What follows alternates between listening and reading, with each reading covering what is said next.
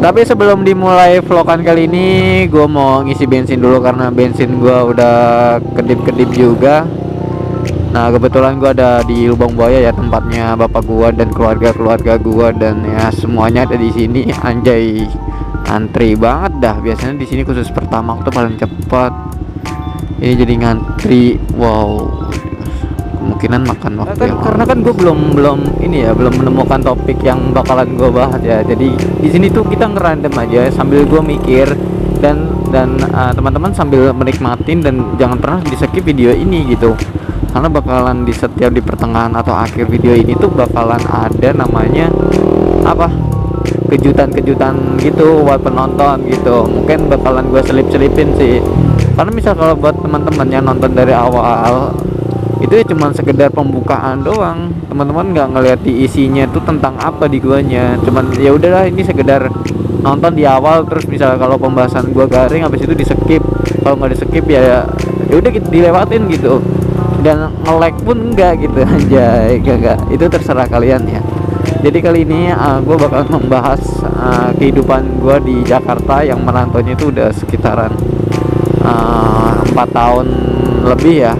Pertama gue lulus sekolah di kampung itu sekitaran tahun 2016, tepatnya tuh di bulan Mei atau Juni gitu kan. Dan kebetulan gue setelah ujian nasional itu di bulan April itu gue udah langsung ke Jakarta gitu, dan itu belum mendapatkan kerja. Gue masih kayak bantu-bantu bapak gitu di Jakarta. Kebetulan bapak ada di Jakarta juga gitu.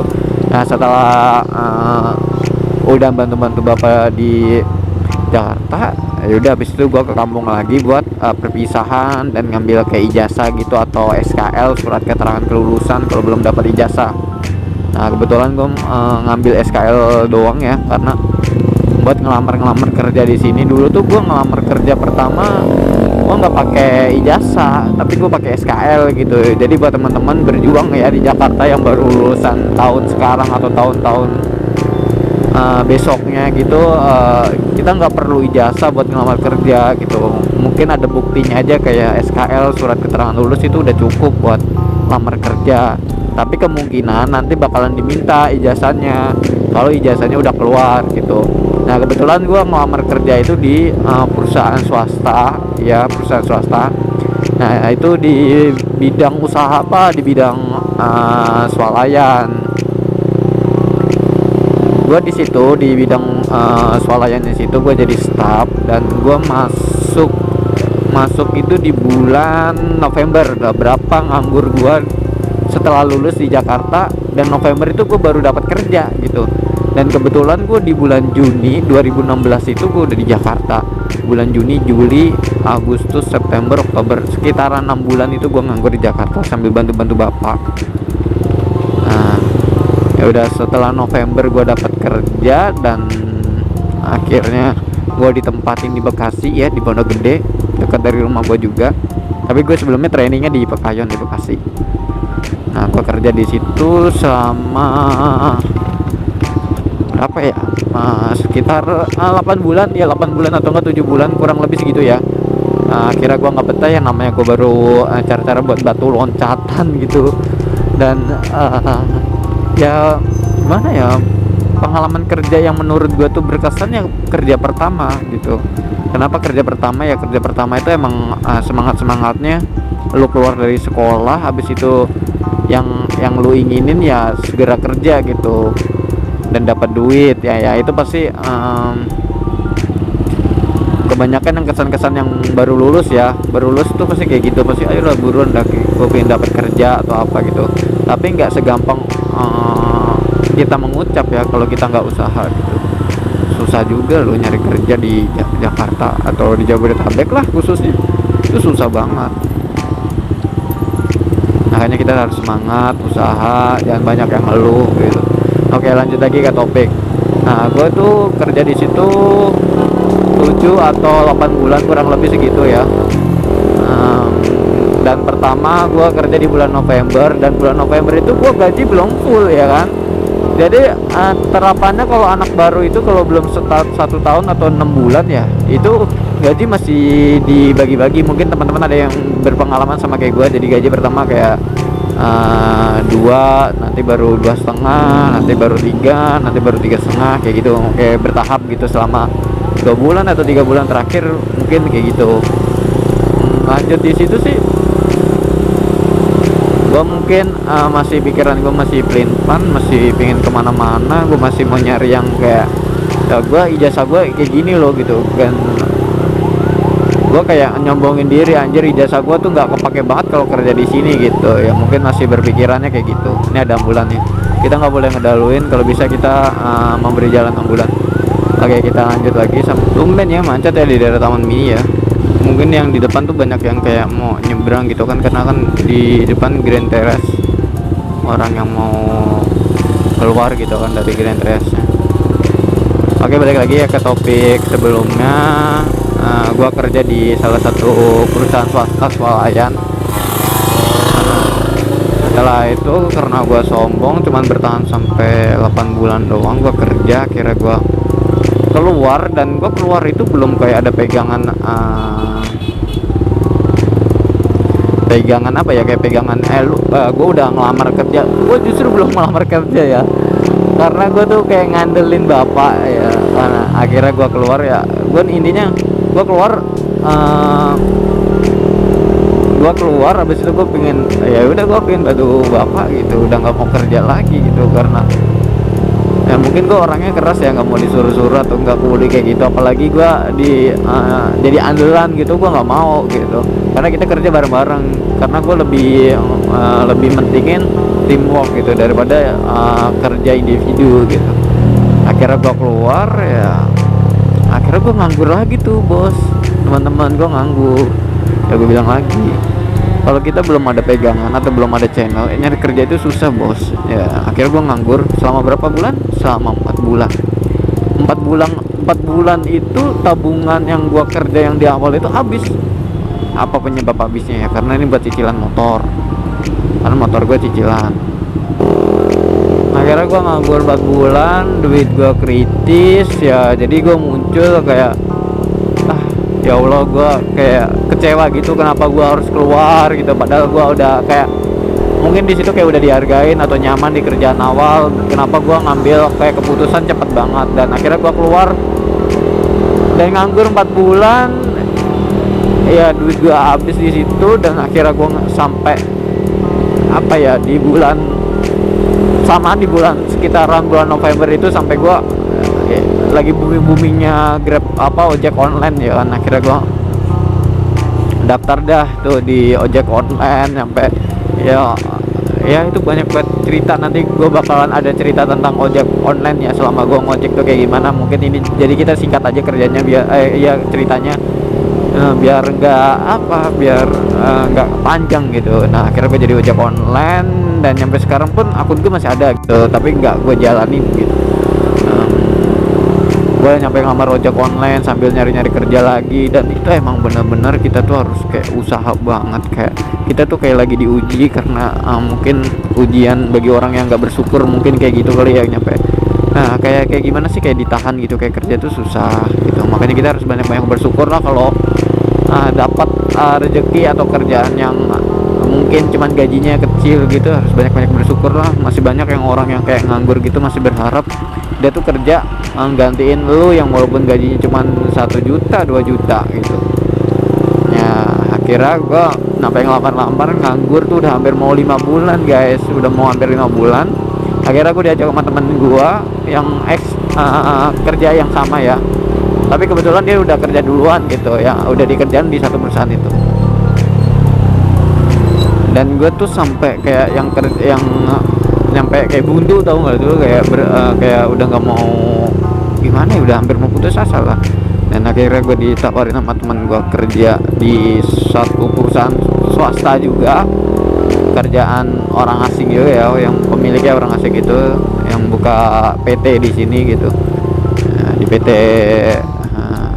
outsourcing malah. Gue kerja di salah satu perusahaan outsourcing mungkin terkenal ya di Indonesia, outsourcing nomor 1 di Indonesia di bidang service, cleaner, security, parking, dan banyak lah pokoknya. Dan gue di situ bagian cleaning service. Gila, gue ditawarin jadi cleaning service tuh kayak Anjir, gua SMK bos, gua teknik mesin, gua teknik permesinan, gua di salah satu sekolah terfavorit di mungkin di kecamatan gitu. Mungkin sedikit sombong dulu ya gue ya. Tapi gua kerjanya ya Allah, kerja jadi cleaning service gitu. Akhirnya gue nolak, akhirnya dia masuk kerja, udah ada sebulan dia nawarin lagi, mau nggak lo kerja kayak gue kayak gini? Kalau nggak mau ya udah. Akhirnya gue nyampe ngelamar lagi, ya udah. Akhirnya di situ tuh gue belajar namanya bersyukur, kerja apa adanya dari perusahaan yang kedua ini itu. Gaji gue udah UMR, terus BPJS ada, ini semua ada, tapi cuman kayak mungkin orang-orang melihatnya sebelah mata karena kerja sebagai cleaning service tuh mungkin dilihat kayak sebelah mata gitu. Aduh, gua ya jalanin bersyukur ya. Akhirnya tuh gua ngerjainnya itu bener-bener penuh ikhlas, gak malu ya, enak banget. Sampai gue tuh langgeng loh kerja di situ udah lama, sampai gue bersyukur, dan sampai di waktunya putus kontrak selama 2 tahun setengah itu tuh gue kayak nggak mau lepas dari kerjaan itu, kayak masih mau kerja di situ walaupun sebagai cleaning service, karena gue yakin karir gue di situ gitu. Tapi mungkin Allah bertindak yang lain, atau yang mungkin gue udah selesai di uji cobanya ya. Ya udah dah, mungkin apa yang doa yang gue selama ini pingin gue sebagai kerja ini ya akhirnya gue diturutin tuh jadi staff. Kebetulan gue selama ini udah jadi staff. Iya, gue ngelamar ulang lagi tuh di perusahaan outsourcing itu supaya gue bisa kerja lagi di situ. Tetap namanya belum rezeki ya nggak bisa. Akhirnya dari putus kontrak itu bener ini rezeki gua, emang lagi rezeki gua banget ya, karena gua setelah gua putus kontrak itu gua nggak sampai nganggur sampai berbulan-bulan, itu malah justru apa ya, baru 2 minggu atau 3 minggu itu gua dikasih kayak jalan peluang gitu.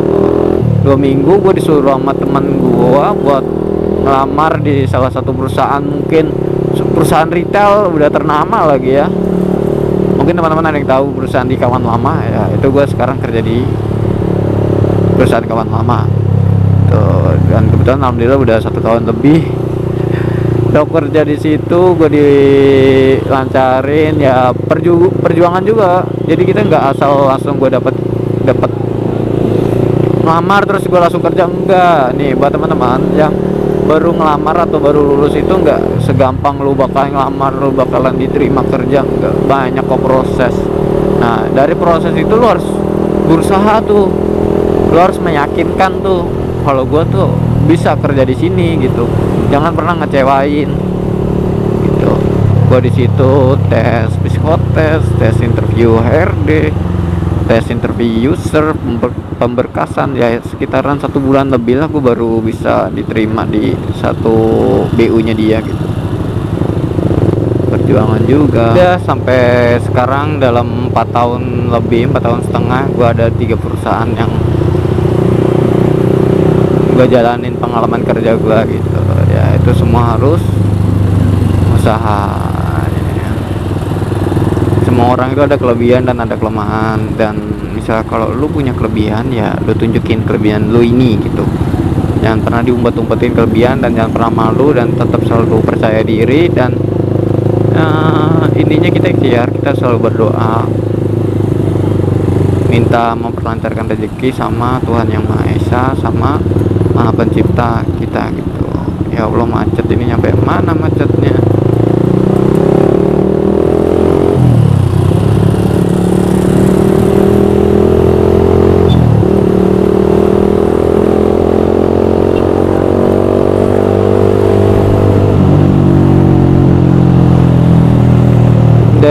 Intinya dari cerita ini gue berharap buat teman-teman semua yang baru lulus, atau yang baru mau ngelamar kerja, atau yang baru mau nyari-cari kerja, tetap usaha, tetap ikhtiar juga ya, jangan pilih-pilih kerja juga. jalanin aja dulu, yang nanti lu bakalan tahu rute atau ya alurnya lah, pokoknya lu bakalan tahu alur cerita sesungguhnya tuh ada di sini gitu, bukan lu yang sekolah. Gue jujur aja ya, ini buat teman-teman yang masih sekolah, yang mungkin seneng-seneng, woi, ya mungkin sekarang lu pada main TikTok atau apalah ya, lu mungkin happy sekarang, lu bakalan happy sekarang, dan lu bakalan nggak ngerasain pusingnya nanti setelah lu lulus gitu. Ada suara apa bos? Ada pengawalan kah? Ya kan, yang sekarang tuh lagi, lu gak bakalan tahu nanti pusingnya setelah lu lulus ya kan, nyari kerja. Lu bakalan ketemu dengan namanya duit yang mungkin juta-juta udah. Lu bakalan manage sendiri sih, manajemen sendiri sih. Ya Allah, ini ada telepon nih kayaknya.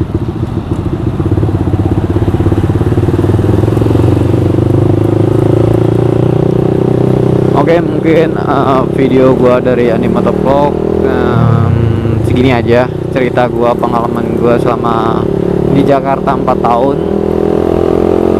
Nanti gua bakalan cerita-cerita lagi tentang kehidupan gua ya kan. Masih banyak banget yang perlu gua ceritain di vlog kan. Mungkin terbatas dengan waktu aja sih, waktunya kita nggak pas durasi juga. Mungkin nanti kita bikin kayak part-part gitu aja ya. Oke, terima kasih buat teman-teman yang sudah menonton di video gua di channel gua di Andi Mata Vlog. Terima kasih banget. Jangan lupa like, comment, share, dan subscribe. Sampai jumpa di video selanjutnya. Dadah. Assalamualaikum warahmatullahi wabarakatuh.